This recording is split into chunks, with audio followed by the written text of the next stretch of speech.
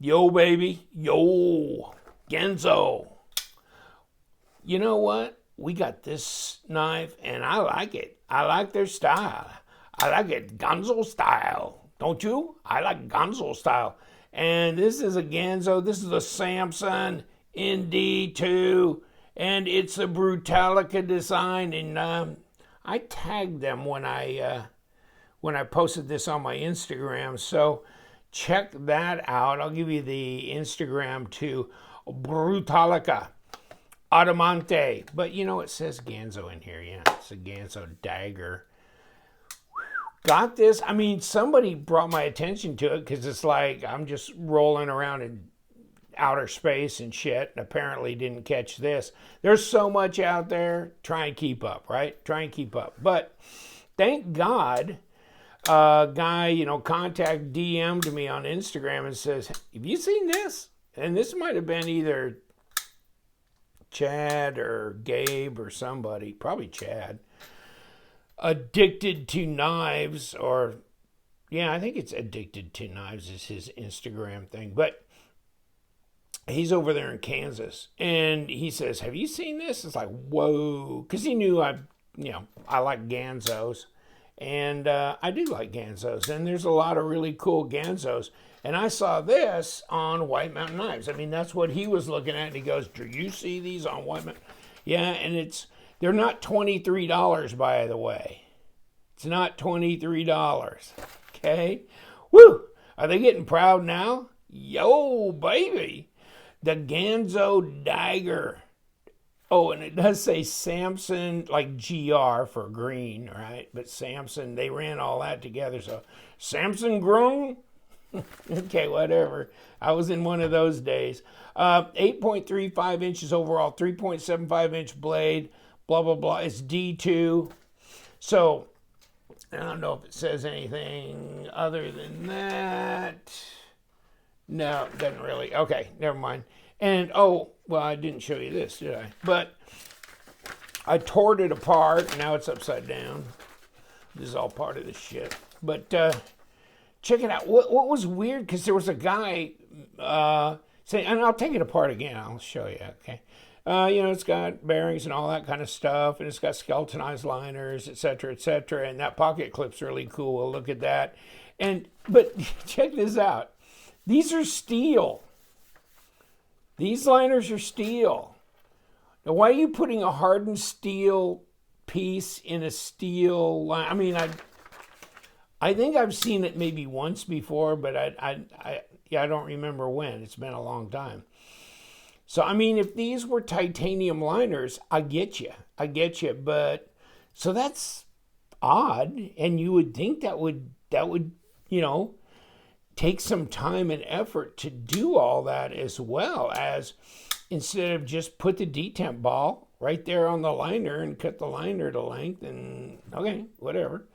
It's got great action. No, it's not cheap. Of course, LTK is the discount code for 10% off there. And of course, there's no tax or shipping cost USA. So, okay, I know I paid $50-something for it, but you got to buy one, right? I mean, look at this. You got to buy one.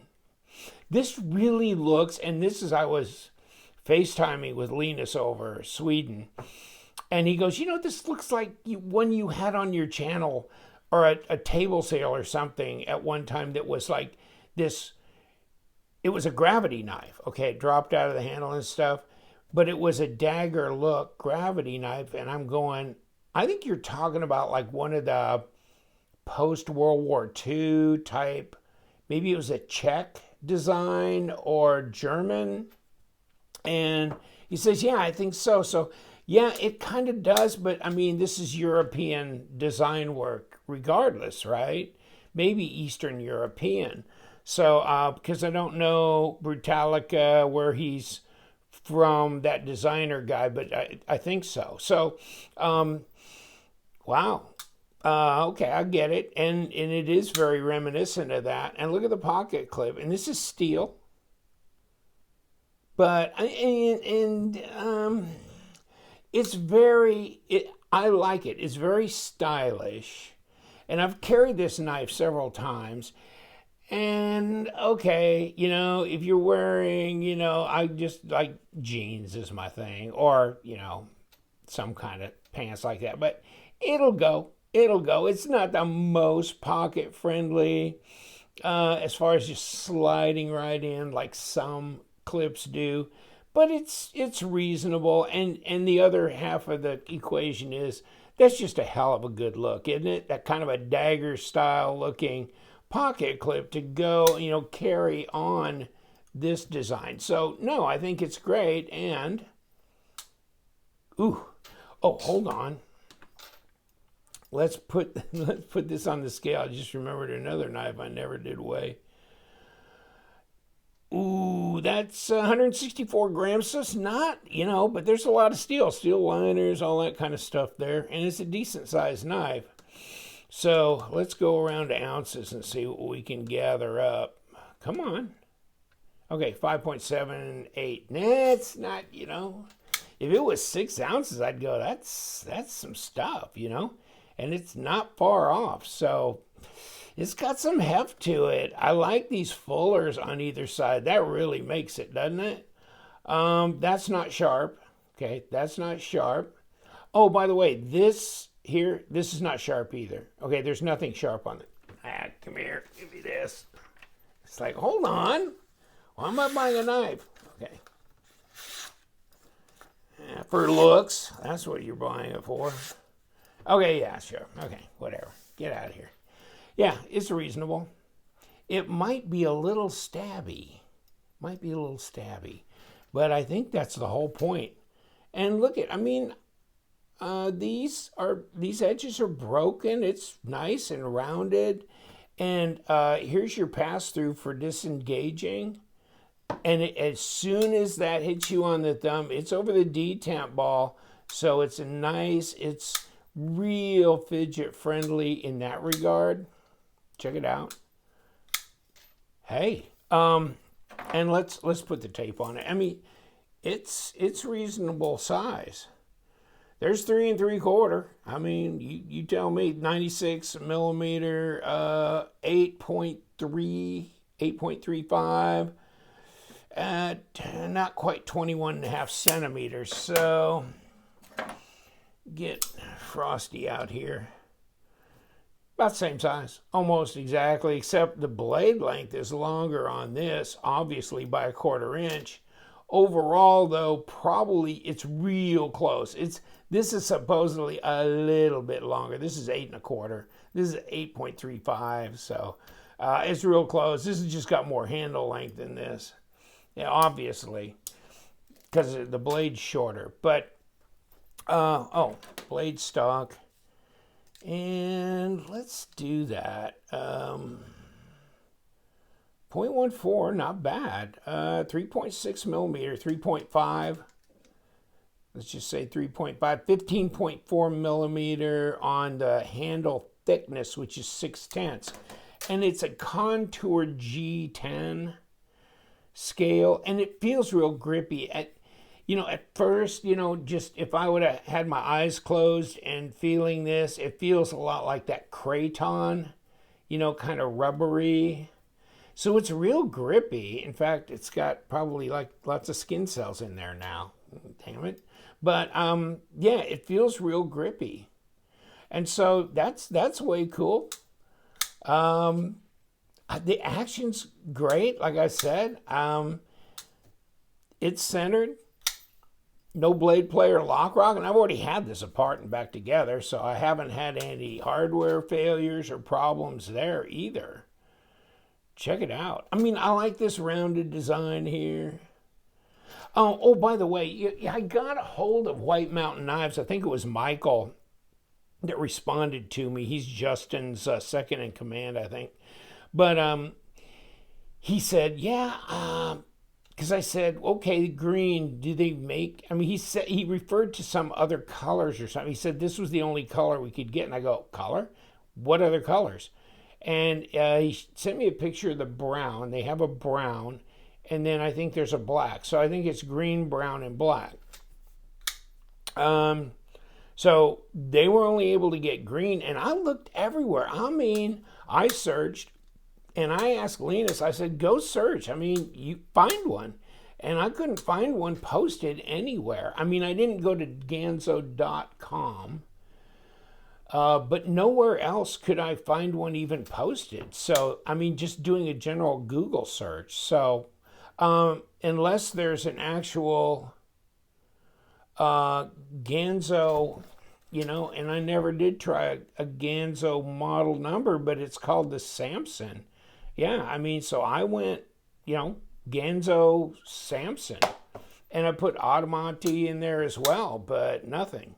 So when these are going to come out full force or whatever, because they're out of stock now on White Mountain, but I know they're going to get more in. And then you could check Power Cutlery. I'll put their link down below too, because they're here in the States, and that's normally where I get my Ganzo knives. He's right there. I mean, he's it's like 2 to 3 day shipping, and it's really inexpensive too. And he does a lot of Ganzo knives, but then they have a bunch on White Mountain too, so check it out. And of course, you can check Amazon as well, you know what I'm saying. But yeah, you know, you wouldn't think it would be all that flush and good necessarily at this level, but it's not bad. I mean, it's not bad. I'm not feeling, you know, any real big, you know, differences here in height. I'm not seeing any major gap issues with this. I mean, the hardware is nothing to brag about, but it's not bad. It's smooth. The fit and finish seems reasonable. Ergos are, you know, this is straight shot. I mean, ergos are great, no doubt. Reverse grip is great. There's plenty of room on the handle for my hand. You know, I'd say this is one of my top 3 favorite Ganzo knives now.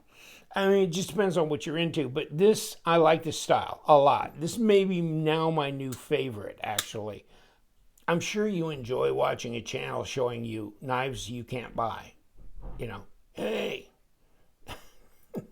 no, it's not in stock anywhere. Okay, let's kick this. And there it goes. There she goes. And number six. Yeah, that's what we got here. It'll come apart. It already did once, so it shouldn't be too much trouble on the second run. And that one, okay. Try this. Come on. See the mailman outside. He just dumped 3 boxes. Upcoming knife sale. Okay, hold on. Ooh, what did we just do? Okay, yeah, one. Okay, top of the scale. Bottom of the scale. Different size screw there. See that? Mm-hmm. Yeah, so I'm going to, wow, make note of that. Okay, so this just goes into the liner, and this goes into the backspacer. So the one that goes into the backspacer is a longer screw, and which means this probably is the same length as that longer screw. Note to self. Yeah, okay, so these two, yeah, they look the same. Yeah, okay. Now we got pocket clip. Okay, that was interesting. I guess that makes sense. It's just, you know, you gotta kind of be vigilant when you start pulling these screws out. And these, let me get this. Okay, yeah, these are longer. These are long dogs here. Okay, so, all right, we're good now. I mean, if you want proof. Oh shit, I just pulled everything. Okay, there's the pocket clip. So all that and the hardware, they're all steel, okay? Just in case you were curious. let's pull this. Oh, we got this up front here. No, I didn't get it. Okay. If we want to pull the actual G10 off, we're going to have to do that. Okay, let's do that. Okay. So here we go. Lock side, G10. Do that. Small screw down below. 2 screws up on going through the backspacer. Okay, now we've got this, and here it is. Okay? Doesn't look as scary as it did in the picture, did it? I don't remember wiping it down, but the picture looked funny. Maybe it was the way the light was on it. But here's the hardened steel insert with a detemp ball. It's not a ceramic. Okay? And we've got a flat spot here, so we got the no spin zone here. Okay, let's get out of here. Okay. All right. Okay. That looks reasonable. Okay. And what else? Here's our pivot. And, of course, squared off because it goes across to the other side and locks up so it don't spin. Although, you know, there's an entryway here to stabilize it in case it did. But, I mean, it ain't. But, oh well. Okay. And obviously skeletonized liners, and then there's your backspacer for what it's worth. Just like that. Way cool. Okay. And is this our little pin? So this must be for right here, and I probably didn't mention a word about it, right? For putting a lanyard in there, which I think a lanyard looked pretty cool on this, actually. Alrighty, what do you think? Not that tough, huh?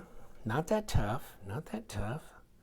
Let's put our little lanyard pin in here, and just so we can stand that up, make sure we don't knock it back down. But, ooh, and we might, because it might just fall out when we're putting this together. Okay. Okay, so we're going to face that backwards because that flat spot goes there. And we got to throw down some bearings. And we're going to throw some juice on it. And I think we got some on there. And then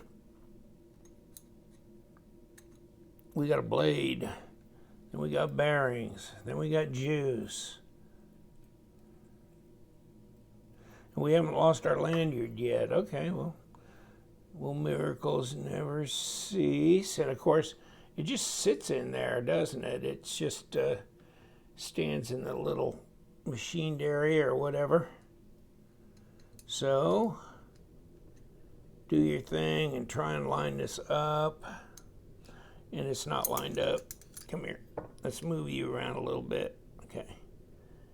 Is that going to work for you? Yeah, I think so. It looks like it should be. Okay. Okay. Are we good? Are we good? Okay, so we don't have any internal screws here.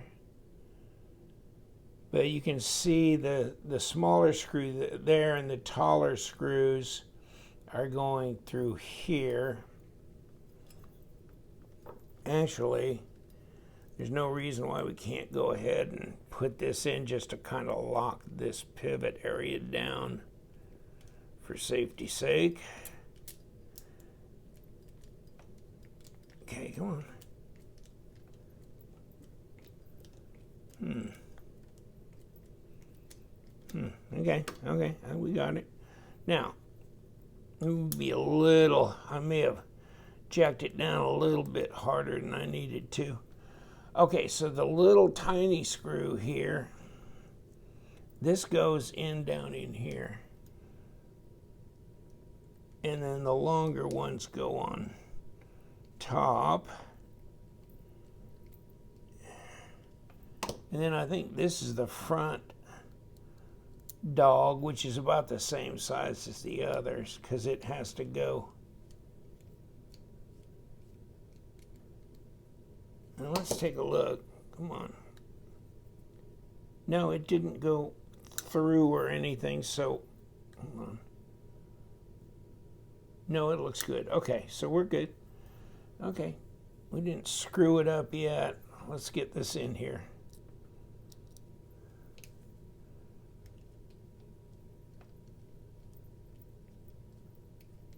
And we're there. One more. And then we can put the clip back on. So yeah, I mean, this is, I really like this design. I'm surprised they got ballsy enough to do this one, really, to tell you the truth. A lot of people these days, and I'm hearing it from several other people, they just feel like the new models are just people who are trying to be too safe, you know? It's kind of pablum. It's all the same size stuff, like 3-inch or slightly under to 3.4 something, nothing too big, nothing too heavy, nothing too exciting actually, as well. So this is kind of a breath of fresh air because, yeah,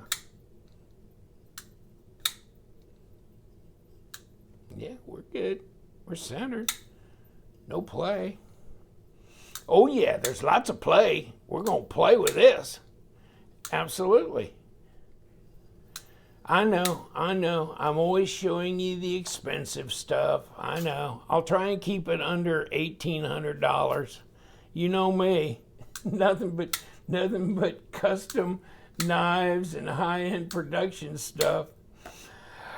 I don't know. I just have a lot of fun with the budget knives. I mean, hey, if they're centered, no blade play, interesting designs, you don't have much money in them, D2 steel, 14C, Bowler, N69, whatever, it doesn't need to be a super steel. Plus, I can sharpen the non-super steels a lot easier, maintain them. And it's not Heartbreak City if something happens to them. They get nicked or scratched or something. And these are a hell of a lot of fun. If you took all the knives I own, I'll bet 50% of them would be under $50 or more than 50%.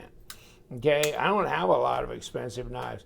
And these are the crazy ones. They're not worth selling because they didn't cost that much. On the other hand, they're a blast to carry, and they're as functional as anything I need in my pocket, so I'm good.